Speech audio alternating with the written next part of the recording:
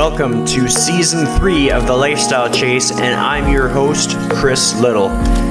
This podcast features high performers who have found a way to live their best life while balancing their health, wellness, friends, and family. To help this podcast grow, please share it on social media, rate 5 stars, tell your friends, and check out the past 140 episodes and counting.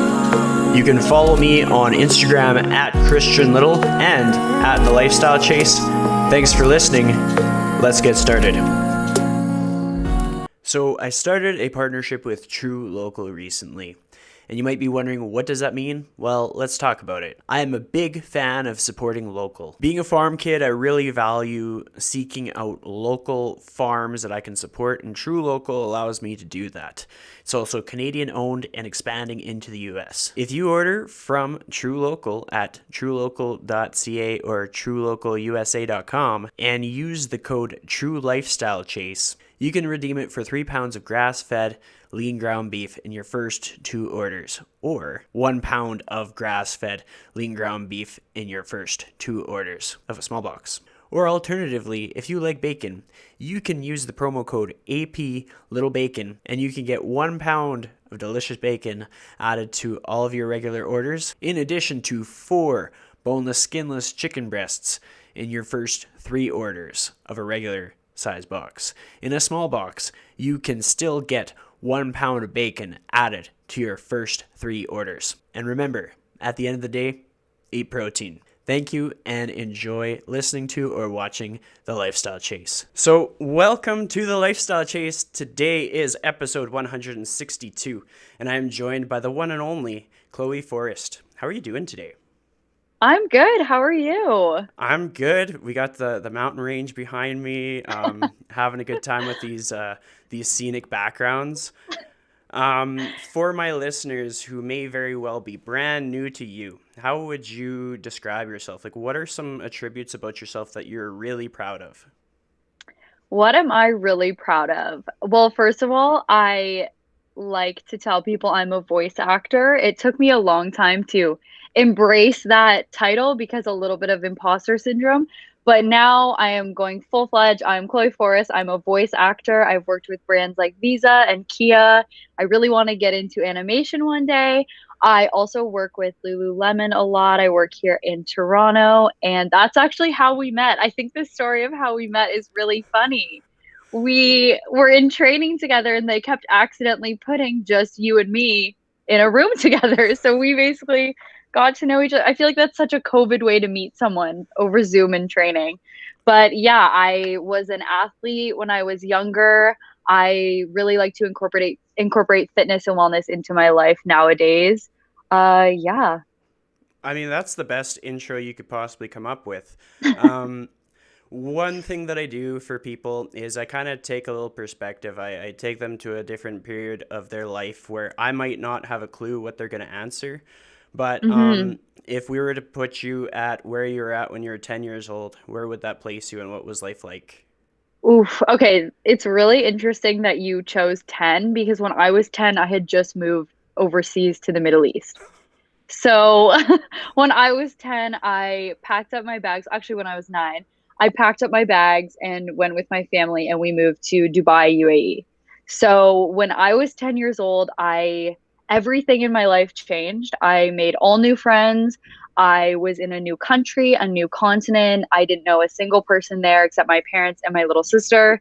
So life was wild, is the best way to describe when I was 10 years old. What were your first thoughts when you were going to have to make that big move? Were you like scared? Like what was happening in your life? Well, this is not going to surprise anybody, but I was a very loud child. And I actually remember being in school and we had this giant map on the wall. And I remember when I found out I was moving, I went in and I literally made the entire class sit and watch while I showed them exactly where I was going to be moving on the other side of the world. I was like, we live here in Halifax, but I'm moving all the way over here to Dubai because I'm cool. And like, I don't think it had hit me at that point. I was only 9, like how much my life was going to change. But all I knew is that it was a cool thing to brag about in grade 3, I think I was in. So Yeah, that's how I was excited. I think I was a little too young to really grasp how much my life was going to change, but it was something to brag about. Well, I mean, that's something cool that is like people don't appreciate how little fear that young kids have, which I think is really cool. Like when it comes to like chasing goals, chasing dreams, stuff like that. Like kids don't even make excuses. They're just like, hell yeah, let's do it. Yeah. When you got into Dubai, like what were the things that stand out to you now? Like as an adult, looking back, you're like, okay, what kind of lessons did I learn from that whole integration to a new place to live, new routines, stuff like that? I think the biggest thing for me was just the number of experiences I had that my life would have been completely different if I hadn't moved to Dubai. And one of the biggest things I think was just meeting so many different kinds of people. My school that I went to in Dubai, we entered the Guinness Book World Records for the most nationalities in one school. We like went for it one year. I think we lost by like one nationality. But looking back, it's so crazy the number of people that I met from all over. Like my best friends were British, South African, Indian, one girl was from Pakistan, and when we all left Dubai in grade 10, we all just scattered around the world, and it's just it was it was it was too close to home to realize how amazing that was to be friends with all those different people at that age. But now that I look back, I'm like, wow, that was crazy that my close knit friend circle was so worldly. Yeah, and just it's funny. I A lot of people will say to me like, you don't know XYZ cartoon or book or childhood memory. And I'm like, no, because I was growing up in the Middle East. And they're like, wait, what? And I guess for all the things I missed, I think I gained so much more perspective and experience that I don't even know if I can really put it into words, to be honest. Well, I mean, that's really cool because it kind of aligns with like the values of the lifestyle chase. Like I run this podcast with the value of diversity and like getting connected to people who might have different experiences, might not even be in the fitness industry. I actually pull that card quite often. People are like, "Well, is it a fitness podcast or is it not a fitness podcast?" I'm like, it's a podcast that benefits people in and out of the fitness industry, hosted by a personal trainer and nutrition coach. So it's Yeah. like somewhere down the line, it like fills the role. When you talk about like the people that you made friends with and connected with, like, do you still stay in contact with them today? So most of my friends from Dubai, I still have on Instagram, Facebook, all of the social media platforms. I once in a while will get a message here and there, but in terms of like constant connection, not really. One of the issues is mostly like the time difference and also obviously just like growing apart over the years. But if I was to be in a country that any of them were in, or if they were to come to Canada, I would definitely want to meet up and catch up. It's been 10 years now, yeah, 10 or 11 years now since I moved back. So really feels like another lifetime ago. So, having spent all that time outside of Canada, what was it like to move back? It was a bit of a culture shock, to be honest. Whenever people ask me what it was like to grow up in Dubai, I always describe it like that was my old life and then this is my new life. There's not really any like crossover. Like none of my friends who live here had visited me in Dubai, and none of my friends from Dubai have visited me here. So there's not really a lot of crossover other than my grandparents who came to visit us. But it was really a culture shock because I was coming back in grade 11, which is, I think, a really hard year to change not only schools, but countries. There was a lot of things like I have this funny story where I did the International Baccalaureate program, but I went into French class in grade 11 and I had not taken any French because I was in the Middle East. I had taken Arabic for 8 years. And no, I can't speak Oh. Arabic. But I was there one class and my teacher just looked at me and she was like, "You can't take French. Like you're so bad at French." And I was like, "Yeah, fair." So I transferred to Spanish, which I'm glad, but just making friends all over again, fresh in grade 11 isn't always easy for everybody. But, my friends now, I'm still friends with my best friend from grade 11 and it feels like I've known her literally forever. So I don't really think it hindered me in any way, but it was mostly a lot of questions, like people asking like, did you ride a camel to school? Like, is there running water in Dubai? Like, just a lot of questions that seemed so silly to me, but it just goes to show you how much something seemed so normal to me, but a lot of people don't have those experiences to travel or get to see the world, and I was really lucky to be able to do that. Well, I mean, it also like gives people perspective, like to be able to understand not everything that we think is actually the reality. Like I think sometimes, I mean, as Canadians, we can get a little bit like narrow-minded, and we are used to like what we know, but we don't know what life is like for other people. So like for yourself being so open to making new friendships and connections and learning and starting fresh, I think that's a valuable skill to have. And it's like it's something that I try to promote just as far as like personal growth goes, and like career success and like sustainability just through like healthy lifestyle. When it came back to your in Canada, grade 11, and then going into grade 12, all that stuff, like what was the thought process that kind of led you to do the schooling that you did? So I have been a performer per se my entire life. Like if you ask my parents, they're like, "Oh yeah, when she was in theater camp, she was, directing, writing, starring in theater camp." And we have this funny story of when I was little and I wrote this play about a butterfly, and in the play the butterfly dies, but I of course was like playing the butterfly, but I didn't want to miss out on the second half of the play. So I had the butterfly like come back to life so that I could still be in the entire play, which I think describes like my personality pretty well. I've always been a performer. I've always been loud. I People tell me all the time to use my indoor voice. And I think if you ask like my parents or friends, and looking back, if I had said I actually will make a career out of my voice, they probably would have laughed, but been like, yeah, that makes perfect sense.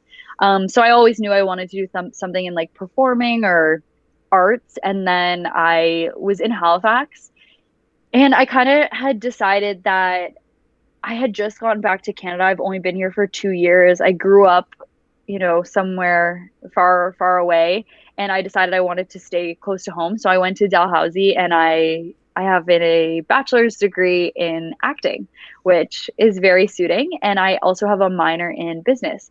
My parents actually convinced me to do the minor in business, and it was a little, I was like, "Ugh, seriously, like I just want to act. This is too practical." But I really have to give them kudos because it really fueled a second interest in me, and that's marketing and business. So I'm currently about to finish. I'm in my final semester of my second undergrad in marketing, and people ask me all the time, they're like, "Do you have a marketing and an acting degree?"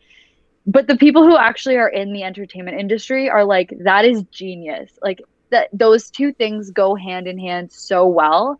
And the more I'm getting into the business side of acting and kind of trying to get my career going, I'm just noticing that, yeah, they go hand in hand. And I honestly think no matter what you do, you could benefit from a business degree. Well, I mean, in the fitness industry, I would have to say I completely agree. Like everybody that has to kind of like hustle a little bit or innovate or find solutions in like, I mean, this is we're in the middle of a pandemic. I try not to bring it up too much, but it's just like unexpected things come up, and it's like, okay, what are you going to do next? And like a business degree is powerful because it gives you the skill set to apply some of your thoughts and Hmm. get positive outcomes. um, with going to school and stuff, what were the things that kind of stood out to you in getting that like education? What are the lessons that you're kind of using in your day-to-day life today? Well, it's funny because when I was in my acting degree, people were always telling us, like, you are a business. If you're an actor or an athlete or whatever industry you're in, at the end of the day, if you're representing yourself as a business, whether you want to think about it like that or not. And I think getting in the mindset of I am a business as a person is so valuable when you're trying to, push yourself or succeed. So I think the biggest thing that I've learned is adapting all of those business tools to me. So like how can I market myself well, if I have to market myself, then I need to think of myself as a brand. If I'm a brand, what does that brand look like? What's my brand voice? What's my brand image? And I've been doing a lot of work this past year, especially with COVID, since I've obviously been at home a lot, figuring out like who am I as a brand, and how can I make sure it's really authentic to who I am. And it's a really cool process. And I think, yeah, that's probably the biggest thing I've learned is that like I am a brand and I am a product at the end of the day. Yeah, I mean, that's something that I can relate to. It's like a thought process that I've had to reflect on, especially this year, because it's like this year's year of self reflection, or I mean, this past 12 months, I should say, year of self reflection and kind of asking yourself the tough questions to try and like figure out what it is that you stand for. Where is your line in the sand? Where do you want to be? What do you want to do? What do you want to be known for? If I asked you the tough question of what is your brand, like what would that answer be? Like who are you? What is your brand? Who am I? My brand is so much more than voice acting. I feel it's like who I am as a person. I think it just all stems down to like community. I love people. I love meeting new people. If you ask my friends, they joke that I have like a new best friend every couple of months. Obviously pre-pandemic, but look, we're meeting, we're friends, and we met in a pandemic. But yeah, community, I really like bringing people together. I love cultivating experiences that inspire others. I do a lot of work with community at Lululemon. I emceed the 10K they did. And in those moments when I'm in front of a huge crowd and I'm cheering them on and I'm using my voice powerfully, like that's when I feel like I am my true, authentic self. And I feel like that's what I want to do with my life. Well, I'm glad that you kind of brought that up because it helped me segue into the next topic that I wanted to talk about. So, a little Great. backstory is in Edmonton, we had the Edmonton 10K, and I interviewed the MC for that, or at least for one of the years that it went on. It was DJ Bradley James. So, if you dig Hmm. back in the episodes, you can find him. So now I'm like collecting these MCs like Pokemon. Um, I just first I want to go back into what brought you to Lululemon because I mean in the training for the GEC we both got to see people's kind of like origin stories and usually it was like pretty cool backstory. So if you're open to sharing, like what was it that happened that you're like, okay, I'm gonna go work for Lululemon? Yeah, I feel like my backstory is a little bit different than most people's because I actually started at Aviva, which is Lululemon's little kids brand. It's like for girls aged 8 to 14. It's no longer around, unfortunately, just because of a variety of factors. But I actually was working as a photo assistant at a photo studio in Halifax right after I graduated. And next to the photo studio was Aviva. And I used to go in there a lot and just like talk to the girls because they were really cool and they were like close in age to me. And one day they were like, "Why don't you work here?" And I was like, "Okay." So I applied to work at Aviva and I got hired there. And it was it was a really challenging experience just because of some of the more like difficulties with like a manager that I had and things like that. But in terms of like the core of the store, it was honestly life changing. I worked with little girls. I actually ran the Instagram page for a little bit and we did photo shoots. And all of the photo shoots we posted on social, and we had almost 10,000 followers, were local Halifax young athletes in their sport. So typically they would come and shop at our store and I would help them pick out an outfit. And then I would be like, "Okay, you're awesome. Can I come take photos of you?" So I would plan to go to the girls' sports. So soccer practice, gymnastics meet, whatever they could do. And then I would take photos and we would feature those photos on the Instagram page. And it was amazing. I have some stories that are like really heartfelt of finding little girls' confidence with them. And it was really powerful. And after seeing that kind of interaction with a company, I was like, I love this company. Unfortunately, Aviva closed, but Lululemon was like, "Hey, come work for the real parent brand." And then I transferred over and then I moved to Toronto and I've been at Queen Street for 3 years now. And it honestly feels like family, which is why I can't leave. Yeah, well, I mean, that seems to be a commonality, just like the connection that people make. The sort of just being able to feel like a deeper sense of purpose. Like you can work for a lot Hmm. of places and be like, okay, punch in, punch out. And then for others, it's like, no, like you're able to empower people. You're able to help people see their best self. You're able to promote that people can be themselves and feel confident in their own skin. And it's just such a cool, like, place to be, like a situation to be. Like, for a lot of people, it's like the job itself might help them through like a season of their life, but then that sense of purpose kind of almost bolsters everything that they do going on from that. When we talk about Yeah. the Toronto 10K, what was it that sparked the opportunity for you to be the MC? Like, what was the turning point there? So my my assistant store manager at the time, Petra, she's actually left now because she's doing some awesome like social media mentoring or like social media business on her own. She's running a business and she's killing it. Petra K. Pierce, if anyone is looking. And her and I sat down one day because Lululemon's really into like goals and, setting up things that you want to accomplish. And I was like telling her, I was like, I don't know, I want to do this and that and this and that. And she was like, okay, she's like, from everything you're saying, it sounds like you just want to use your voice. And she wrote down on a piece of paper, she was like, use your voice. And so I was like, yeah, you're right. And she was like, so why don't we start looking for ways that you can incorporate like your love of Lululemon and your, family here with using your voice? And I was like, okay, let's do it. So we started thinking like, okay, well the 10K, I could apply to MC that. So I put my name in the ring for that. And then I also applied to be one of the training facilitators. So I was actually picked to be one of the like regional training facilitators for the new hires in all of Toronto. Just another way to use my voice. And yeah, I was selected to do the 10K, and it was one of the most fun days that I've had in a really long time. Well, how did that experience change you? I know with the Edmonton 10K, everybody involved had something that they took away from that. Like, Mhm. whether it be the energy or the opportunity or just like seeing so many people do such big things that meant so much to them. What was your experience with that? What were your takeaways?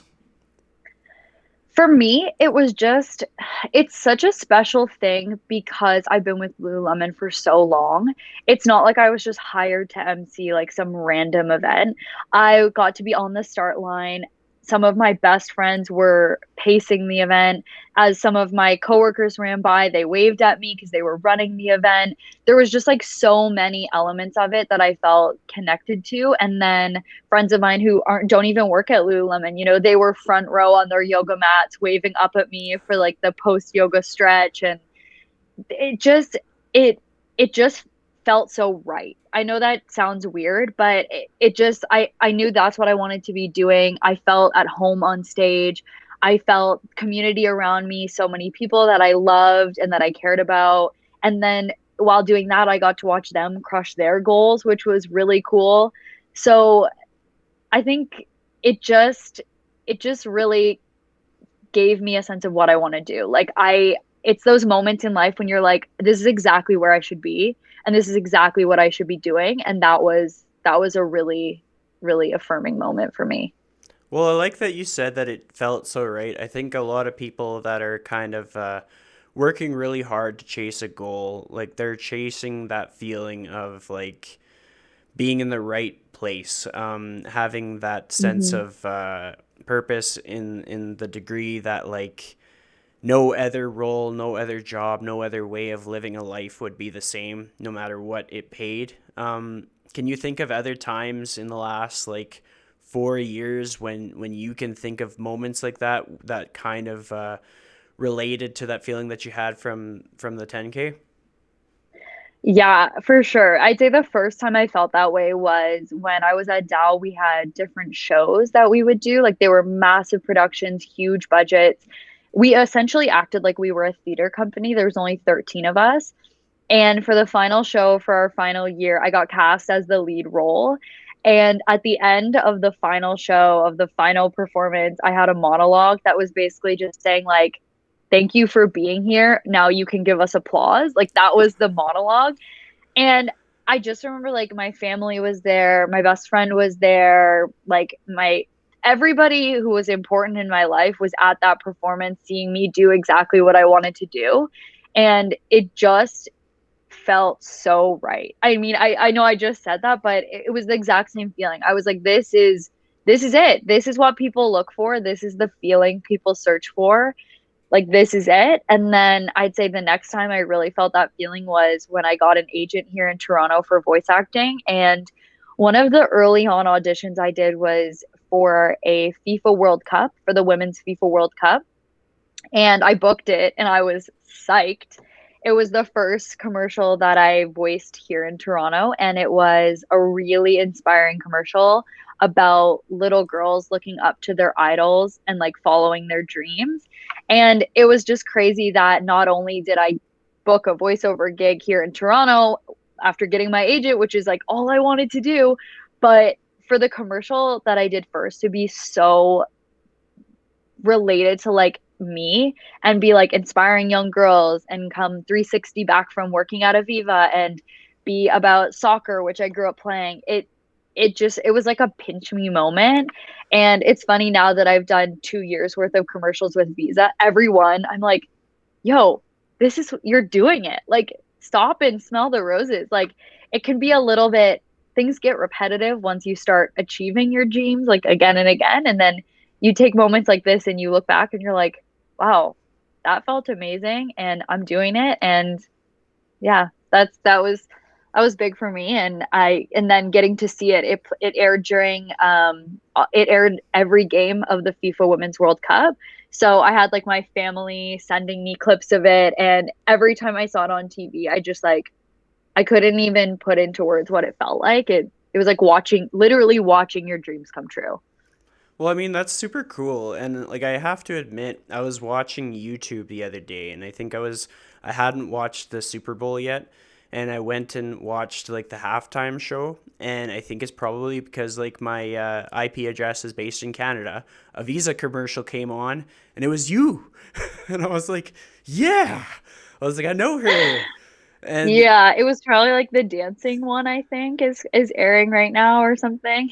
yeah, it sounds about right. It's just like it's cool because it's one thing for a person to be able to say, "Yeah, I did this," but it's another thing for it to still be out there and like people can literally like see it has happened, and it's a fixture in society. Like people are gonna come across it accidentally on purpose. You're not gonna have to look too hard for it. I'm gonna quickly segue because I want to talk about like your journey getting the agent, because I can imagine there's probably a lot of stuff that led up to that. Maybe some doubts, maybe some confidence. Like, what was the Yeah. process like for you in getting your agent? So it was pretty easy in Halifax. I had an agent in Halifax because it's so small. And I came to Toronto with the hope of pursuing acting. I didn't really know at that point that I wanted to do specifically voice acting. Voice acting more found me, like I found success in it. I was booking those jobs. And the more I did it, the more I realized I really, really loved it. I feel like the reason for that is acting is very superficial. Like, it's all about the way you look at the end of the day. Like, if someone doesn't like the way you look, you could be the most amazing actor in the world. If the director or casting director doesn't really have your face in their mind, then you're not going to book it. And I just loved that for voice acting, you can literally be whoever you want to be. It doesn't matter how you look. It doesn't matter how old you are. It doesn't matter who you are. You can be whoever you want to be, and you don't have to try so hard to be something you're not. And I found out a lot of the on-camera auditions I was going to, I was trying to be somebody I wasn't, because all the girls had like fake hair, fake nails, fake this, fake everything, and it's just that's not me. And I felt like I couldn't compete, and if I did want to compete, I had to be somebody that I wasn't. So I was like, okay, voice acting is it.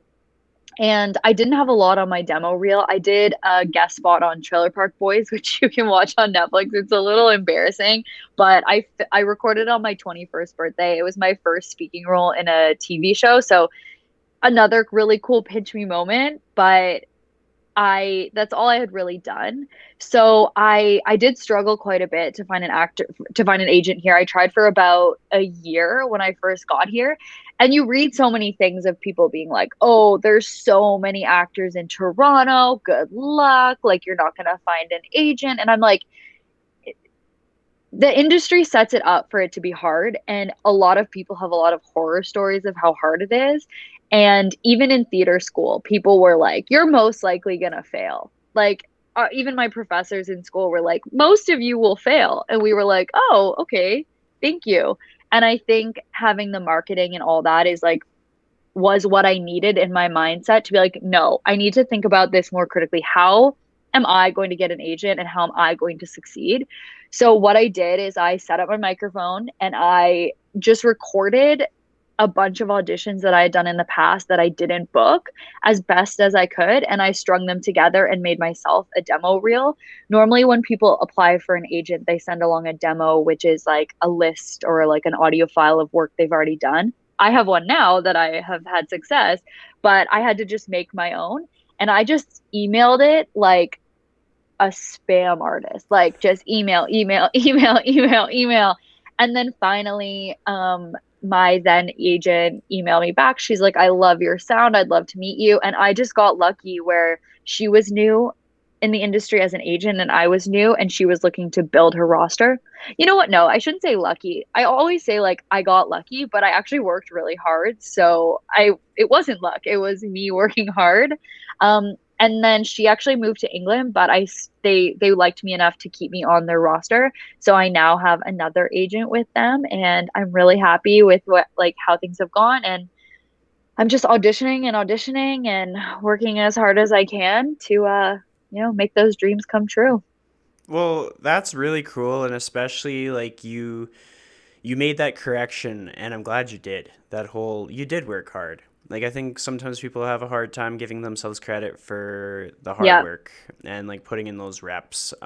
That's a common expression for me being a trainer. I'm always like, put in the reps, put in the reps. But it's just it's so true. Like unless you try, you can't expect anything to happen. I mean, my Mhm. background is going out of high school. I was going to go to Vancouver Film School, and if I had tried further, maybe it would be different. It was the same kind of just thought process. Like people were like, oh, I don't know, like people that go to film school, they don't really make a name for themselves, but it's like Mhm. you get out what you put in into any career Yeah. that you go into, whether it be fitness, film, engineering. Like it's just you can't expect some crazy awesome outcome if you're not willing to be in the trenches working your butt off.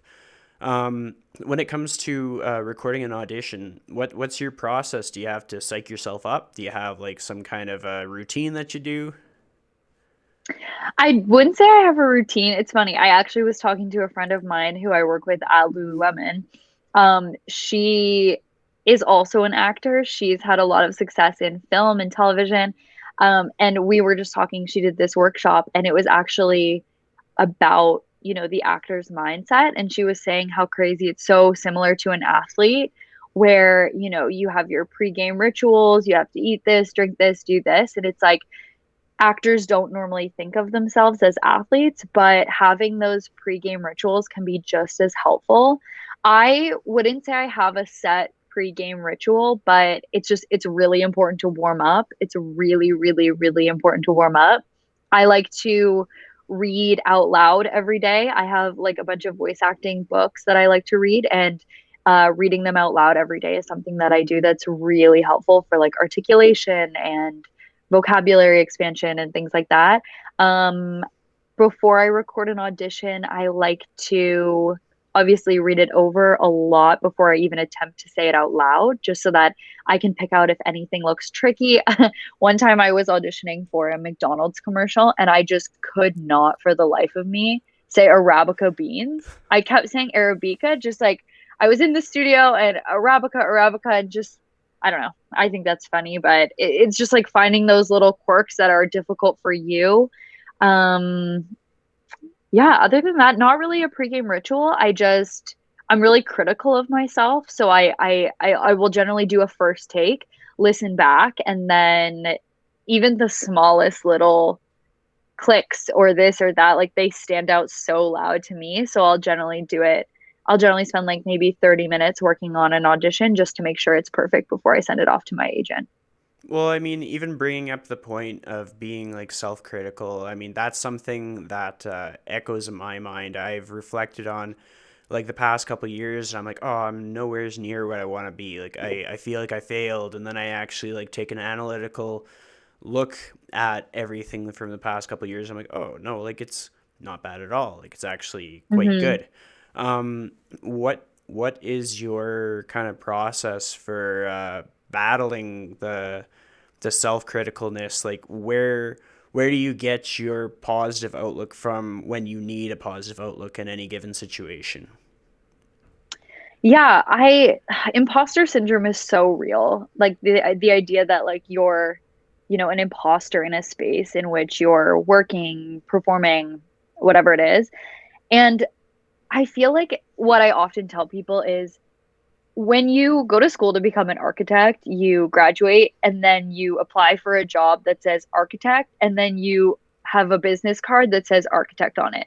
When you're a voice actor or a trainer or a podcast host, you don't apply to a job that says voice actor and then get a business card that says voice actor and then put that on your LinkedIn. So I feel like imposter syndrome is just so easy to come across in more artistic or creative fields. And I remember when I booked my first Visa commercial and it went national. And now I've been recording Visa commercials for 2 years now. I've done probably 20 to 30 Visa commercials at this point. I remember doing the first one and I was like, oh my God, I did it. Oh my God. And then I did another one. And then I said to one of my friends, like, well, I'm not a voice actor yet. And they were like, you were paid to do a national commercial with your like what if you're not a voice actor, who's a voice actor? And I was like, oh well, people who have been working in voice acting for 10 years and they have all the things and all the microphones and stuff. And they were like, what? And I think the biggest way to overcome imposter syndrome is to just make the choice to be what you are. Like, I am a voice actor. And I've gotten to a place now where it's one of the first things I say about myself if I meet someone. If they like, what do you do? Oh, I'm a voice actor. Whereas like 2 years ago, I would have been like, oh, well, I want to be a voice actor. And one of the best things I saw on, I don't know, followed this guy on LinkedIn because he was posting like great voiceover tips. And he was like, drop the word in aspiring. He's like, I hate seeing aspiring podcast host, aspiring fitness trainer. He's like, if you're doing it, you're doing it. Like, who is anybody else to tell you that you're in the aspiring stage and you're not doing it? Like, no one else can tell you that unless you're, say, like a doctor and you haven't graduated med school yet. Okay, you can't say you're a doctor, but for us, it's like, yeah, I am a voice actor, and I just have to remind myself that being a voice actor is like a choice to call myself that. I could say aspiring or I could say like wannabe, but at the end of the day, by confirming to myself that I am, it has a positive impact, and then it makes me feel like I am, and then I work harder and then I do better. It's one of those things where it's like self-affirmation is really such a powerful tool. I mean, that's perfect. Like to tie it up with self affirmation, I think it sounds like super hippy dippy from the outside in. It's It something that does. I have to do. Like, I have to remind myself that I'm capable of things, or I have to remind myself of things that I've accomplished. And you've kind of shared about how you've kind of had to remind yourself that you are doing things now. Like, you're not doing things tomorrow. You've already done things. Yeah. With that being said, like what are your tools that you use to affirm things to yourself aside from just saying it out loud? Is there other things that you lean on? Are there people in your life that kind of are your backbone in struggles, or what's that process like for you? I I've never been a big like journaler or write things down. My like love language is to-do lists. I love to-do lists. Journaling, not so much. I've recently started working through the 5 minute journal. I don't know if you've heard of it. I love it for someone like me who's like very go, go, go. Just taking 5 minutes to write down what I want to do for the day, a nice affirmation is like just enough to keep me on track, but not too much that I get bored or like lose interest. And then, yeah, 100% the people in my life. Every time, literally every single time a commercial comes out of mine and my friends see it on TV, I always get these messages that are like, "Oh my God, I heard you on TV." And like, even if they've seen 10 of them, they still send me those messages. And every time it feels just as good. Like, my mom and dad will post my videos on Facebook and be like, "We heard Chloe during the Super Bowl." And it's just like every time something like that happens, it feels amazing. And it's not that I need the affirmation because I know I'm good at what I do and I do have confidence in myself, but it just feels nice to have other people, tell you that you're good too, especially when like those people have given so much to support you and they mean the world to you. You want to know that you're making them proud. And yeah, definitely my family and my friends, they get just as excited every single time one of my ads comes out, and it feels amazing. Well, I mean, even just you recognizing the fact that it feels good to hear something nice from other people, like that doesn't get old. Like when people turn like 70, still feels nice for them to hear good things from people. Like if they get a compliment from their grandchild or from the neighbor down the street, like that's some good stuff right there. Um, to take us on a bit of a segue, like uh, one of my past podcast guests, Michael Dietrich, otherwise known as Mountain Mike, him and I were having a chat in the gym because we work out of the same space. And he kind of like posed a challenge or like a new way of seeing things, that when you see a positive quality in somebody, you should point it out. Like even if it feels Hmm. like a stretch to like go over there and tell them that their shirt is awesome or that their voice sounded cool or that they had a really good lift, like the ripple effect that can have, kind of similar to like your past and doing the role with Aviva and all that stuff where you're empowering people and seeing like the strength in people or the good qualities, like that is powerful. I mean, if your social circle doesn't include a lot of people who like to do that, you gotta refine things a little bit, like not to like Oh cut people yeah. out, but just to make sure that you've got cheerleaders in your life. No, I could not agree more.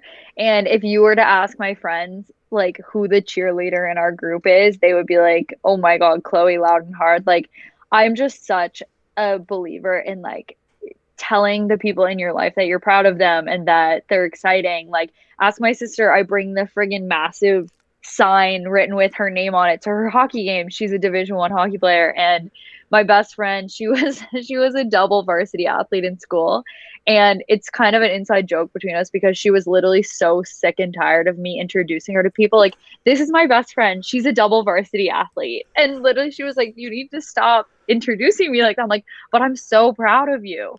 And I just feel like the more people can do that for other people, it really does make you go after the things you want, because it can seem silly. Like, the person who's been in your life forever to be like, "I'm proud of you." You're like, "I know that," but to hear it, it just hits home and makes me want to do better.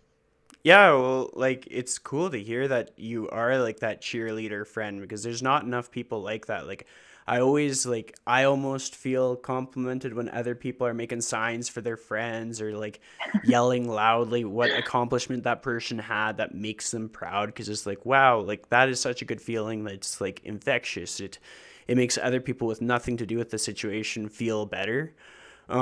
So hopefully, if nothing else, people get that takeaway, in that if you're gonna support somebody, like support them really loudly. Like just Support them so loudly. yeah, like don't hold back. When it comes to your career, everything that you do, it's got to be draining at some point, is it not? Or do you find that you're just like a bundle of energy?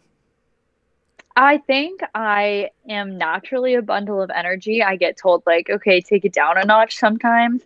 But I think you need that in this industry because you get told no so much. Like, no, no, no, no, no. You really have to get used to rejection. And I think that's why so many people give up in creative fields, is because it's really hard to hear no. And it's really hard to not take it as like a personal reflection on yourself.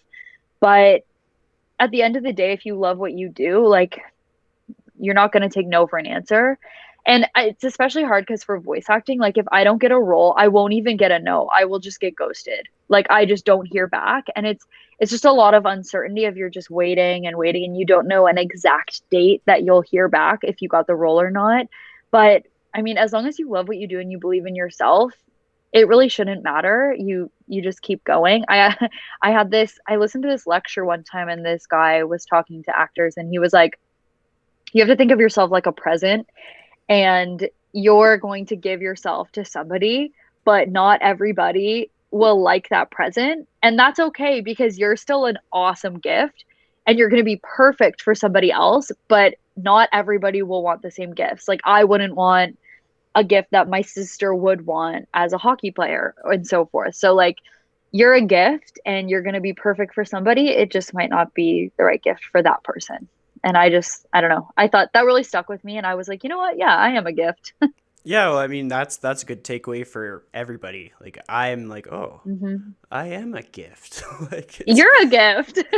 it's I think it just works in so many situations. If you're trying out for sports teams, like, you're a gift, you just might not be the right gift for that team. Like, I really think it's universal, and I think we just get told no a lot more regularly. But other people get told no all the time, whether you're dating or applying for jobs or whatever you're doing. It's just, it's the way you take those no's and move forward that really makes or breaks.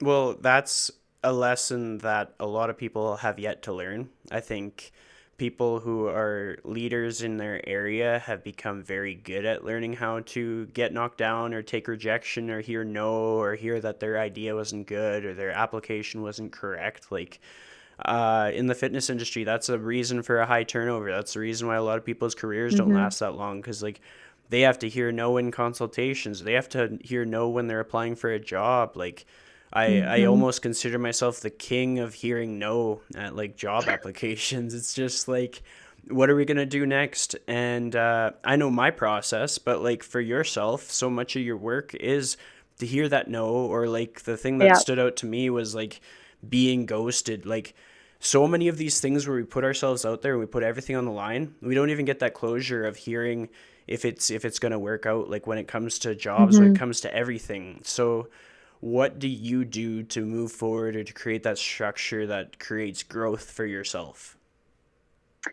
I really, that's a great question. I really hate the term like everything happens for a reason because I feel like everything doesn't happen for a reason. But I had a couple managers at Lulu who there was a couple roles I had applied for community that I didn't get, and I was really annoyed. I was like upset, and I was like, I did everything right. Like, I don't understand. I've done everything right you're supposed to do for this role. And my manager was like, it's just not the right time. Like, this isn't what's right for you. And I just feel like every time I felt like my world was like ending because I didn't get some opportunity, another one came along. Like, if you ask people in my life, they know me like notoriously for being the person that's like, okay, I met XYZ at the bus stop and they're going to hook me up with this person who's going to give me a job and a career and blah blah blah. It rarely ever works out, but maybe one will, and I'm going to keep trying. And I really think you just have to get in the mindset of like, if you were meant to be in that role, you would be. Like, the people who are hiring, the people who are casting, the people who are like choosing these decisions or making these decisions, like, if they wanted you in that role, you'd be in that role. And why would you want to be in a role that you weren't good for? So I just think to myself, like, I wasn't right for that voiceover. And if I wasn't cast, there was a reason behind it. Maybe my voice was too, I don't know, whatever it could be. And for acting specifically, you really have to let go because it's not a reflection on me. Like, if my voice didn't work in that Pantene commercial, it doesn't mean I'm a bad person. It doesn't mean I'm a bad voice actor. It just means my voice wasn't right for that commercial. My talents weren't right for that job. It doesn't mean I'm not, good at what I do. I think I've just gotten to a point where hearing no is not a reflection on my talents at all or who I am. And you just honestly have to keep going. You just have to do it again and do it again and do it again. And every once in a while look back and see how far you've come. And there's definitely a couple times I've been told no. And now that I look back, I'm like, thank God I was told no. Like, thank God I didn't take that job or that whatever it was, and look where I am now and look where I might not have been if I had taken those roles. So thank God for no.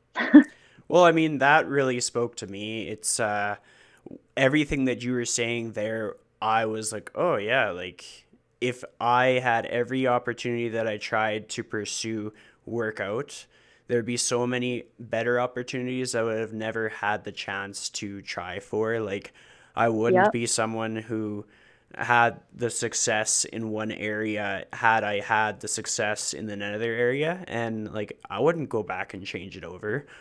So if I had done things in a way that worked out the first time, like I wouldn't have the outcomes that meant so much more afterward. And so like you almost want people to have to struggle. It's like come on board the struggle bus. Like get ready Yeah. to just suffer through everything that you thought should be easy for you. Like get ready to feel like it's you against the world, because if you don't embrace that, there's going to be a lot of really amazing opportunities in your life that won't happen. Like I mean, we can even go to like my whole hop into lululemon. Like I took on like a remote position because gyms were closed, and had I not Hmm. taken that on, so many cool people I wouldn't have met. Like I don't know if our paths would have crossed if I didn't take that temporary position for a few months. And I'm like, hell yeah, I'm glad that that happened. And so it's just a cool takeaway for people. Like if they're feeling deflated or defeated, and they feel like they're just not going to get what they want out of life, just like keep going. Get ready to Hmm. fall down a few more times, get back up stronger.